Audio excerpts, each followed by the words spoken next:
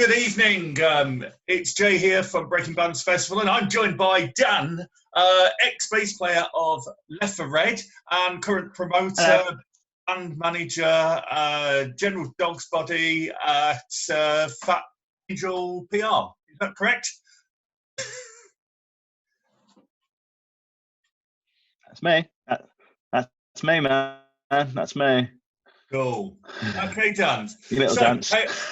How are things going? Firstly, how's things at home? Enjoying the extended holiday? Yeah, man. I'm still working pretty much. Well, I'm still working full time, so I'm sort of teaching from home. Hence the setup. So this is my classroom for the moment. In between a lesson, I thought I'd come and chat to you, man. But yeah, so look, I'm sort of still going. I mean, I work for Access Creative College in Birmingham, so like we're still doing all our talk sessions online, and then obviously I've got all my Fat Angel stuff. The PR stuff just carries on rolling, man. Bands have still got releases coming out and stuff, so it's going good, man. So just give us, off the top of your head, some of the bands that you're working with. Just remind us some of the bands that you're actually involved with. Cool. I mean, like, I'm currently just doing like a couple of PR campaigns for a band called King Corpse. Some local lads from Stourbridge. They've just released their EP called Sacred Crimson, which is fucking sick, man. So just go and check it out. It's really awesome. Big riffs, just really intriguing vocals, that sort of thing. Just starting up a campaign working with Elimination from East Anglia. That's it. I was trying to think where it was. And then aside from that, I'm working with some of the bands that are represented underneath Fat Angel management. Eyes the Raven have just released their single Twice Around the Sun. Obsidian have just released their new single Raven's Wing. Master Charger is ready to release their album. And Ash and Crown are still really pushing the obsolescence. I can never say that flipping word. their latest album. So it's going good, man. It's going really good. So from what it sounds like, lockdown hasn't stopped anything. It's actually maybe progressed everything, apart from the gigs, obviously. So is that how it seems to have worked? Have you chased everybody, or have they already planned to release these albums at this moment? Yeah, I mean, like, it's one of those things. I mean, like, the gigs obviously have stopped, and like, you know, I've sort of had a bit of a chat with a couple of the bands where, like, we're sort of worried about, you build up momentum, and you really start to build momentum, and then obviously this has happened, and it's like the momentum just drops, and like you kind of get a bit worried about, well, what should we be doing at a point like this? But the answer is, I mean, like, at the end of the day, obviously everybody's momentum's dropped. We're all just sitting and waiting for whatever is going to happen. So I mean, like, to be honest, I think it's just about being inventive, about obviously keeping on people's radars. And it's like, Ash and Crown have been releasing their playthroughs, which have been going down a storm. Eradicator have obviously been releasing their covers. And have been releasing some amazing covers that they've recorded themselves and things like that. So it's just about adapting. And I think as long as like, you can adapt to a situation from a music point of view, you can still continue. It's just a very different world that you're sort of trying to promote in, I suppose. So how are you as a manager and a promoter preparing for what's now being known as the new normal? Is there anything already that you thinking on how you're going to come out of this, or are you going to just have to wait a bit longer and watch how everybody else does it? I mean, like, I think more than anything, we've kind of given up on 2020 being an option. There's a couple of gigs that are still out there as possibilities, but I think it's like, well, best case scenario, let's prepare for 2021. And start getting some gig dates in the calendar and that sort of thing. Because I mean, like, I was sort of speaking to a couple of promoters the other day, and I was sort of saying about how, obviously for a venue that they're looking to get set up as soon as they can. But Yeah. I mean, like from like a sort of a booking and promotion point of view, it's, you know, for me more than anything, like I don't want to sort of set a load of stuff up this year to have to recancel it again and reset it all up again for that. So like I'm just sort of looking forward, you know, 12 months really, hoping to God something changes and moves forward. So, okay. Well, it's the best you can do, isn't it? I mean, you know, we're the same with breaking bands. Okay, it's only 1 gig a year. We've just gone, right, cancel, let's do it again next year. We have no idea if that's going to happen yet. You know, the new normal might not even exist at this point next year. So, right, great little insight. We're only doing short interviews because we've got lots of them to do, and we're going to put these throughout the whole Breaking Bands Virtual Festival weekend. Before we go on to this little Battle of the Bands quiz, just tell us about your experience as attendee of Breaking Bands. You've attended and performed. I think you've done twice. You did acoustic and electric, if I remember rightly. Yeah, man. We performed in 2016, I believe, Left for Red.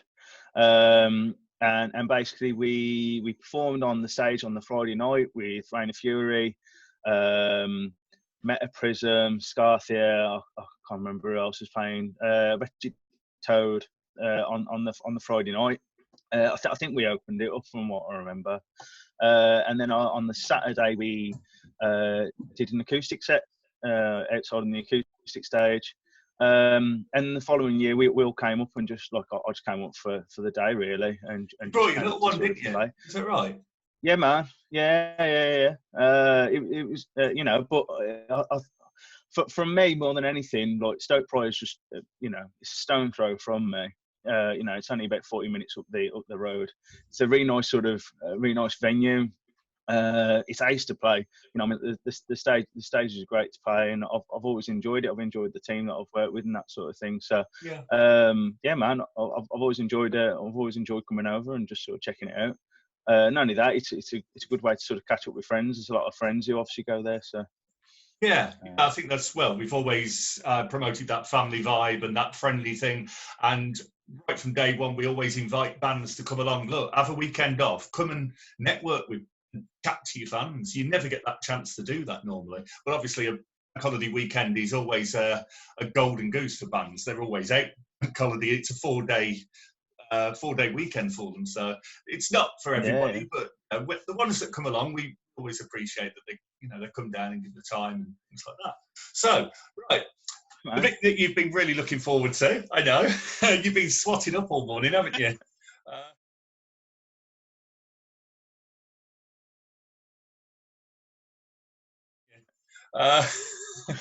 So, I'll just give you the quick rules. There's no time limit.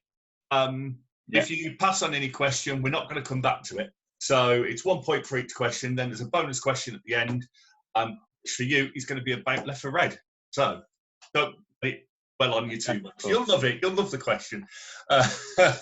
So 20 questions. Before we proceed, rubbish.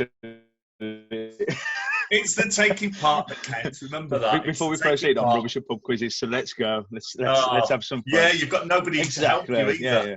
I'll happily come last. It's no problem. Okay, right. This is Dan, and he's representing Left for Red in this quiz, and the guys will be so proud of you. Okay, first question.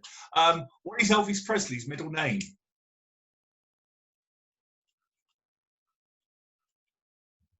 John. Sorry? John. Oh, no, you were so close. It was Aaron.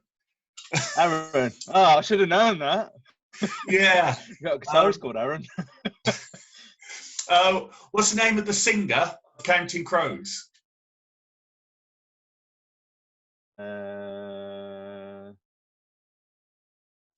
Dave. Good attempt. It's a good answer, but it's not right. And you're back in play. It was Adam Duritz. Adam Duritz. Known as the Queen of Soul. Oh, Aretha Franklin.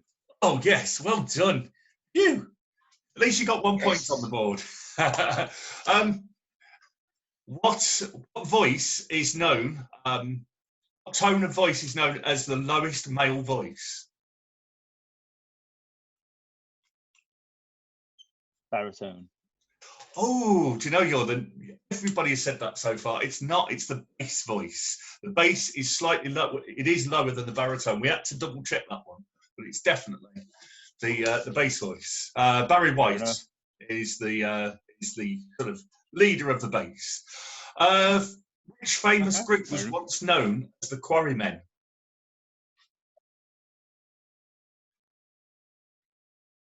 Quarrymen.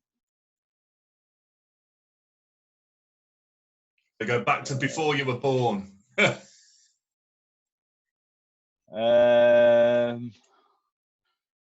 a famous band. I'm gonna have a guess because I have no idea. Deep Purple. Oof, no, the Beatles. You're doing well. You're doing well. You've got 1 out of 5. You're doing good. I've got one. Yes. I think you'll get this one. I threw in a nice easy one. What's the name of AC/DC's lead singer who died in 1980? Which one? Who died in 1980? Bon Scott. Yes. It'd be terrible if you got that one wrong. See, you double score already. And if you look at it on the tally, that's 11. Right, let's see how you get on with this one. Things I can do well. What is the name of the Irish singer who won the Eurovision Song Contest twice? Sorry, say it again. What's the name of the Irish singer who won the Eurovision Song Contest twice?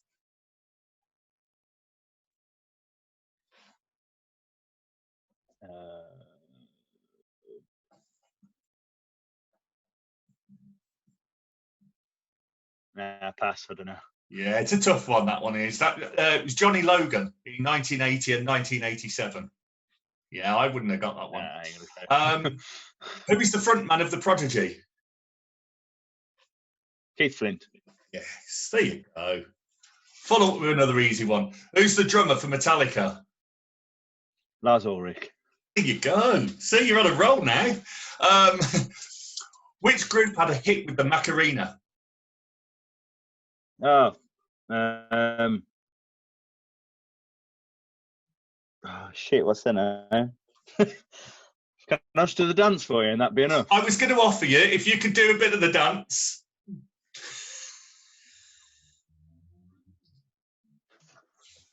Oh, that's beautiful. There you go. It was Los Del Rio. But I am going to give you the point for doing the dance. It was brilliant. Which musician won the most Grammy Awards in the 80s?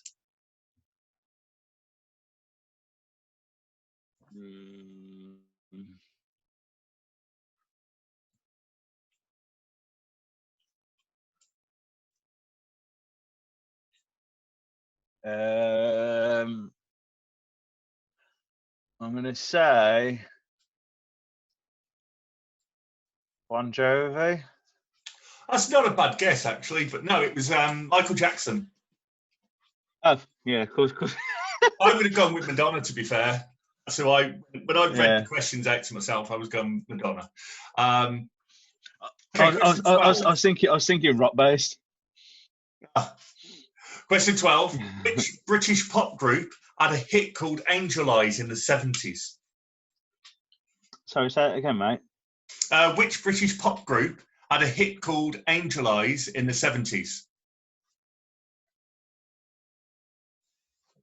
British pop group. Pop and 70s. Yeah. It's not your forte, is it really? Pop and 70s. Nah, pass. I ain't got a clue. Nah. Roxy Music was the answer to that. Yeah. Of course, obviously. It's on the tip of your tongue. I know. Which pop star married Debbie Rowe? Who, sorry? Which pop star married Debbie Rowe?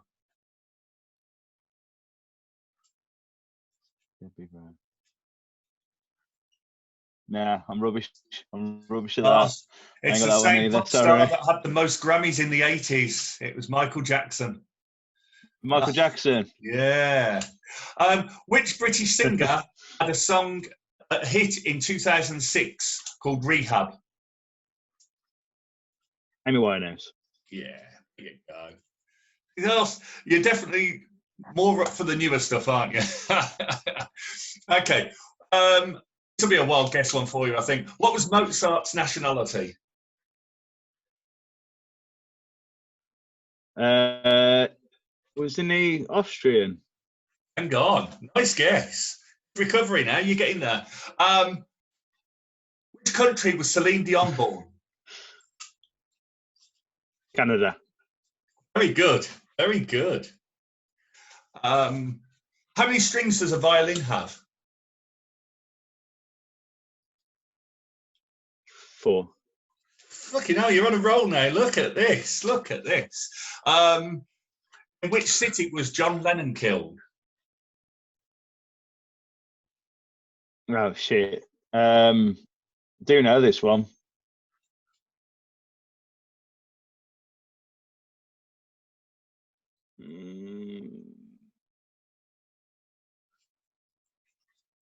No, oh, it's gone. I do know it.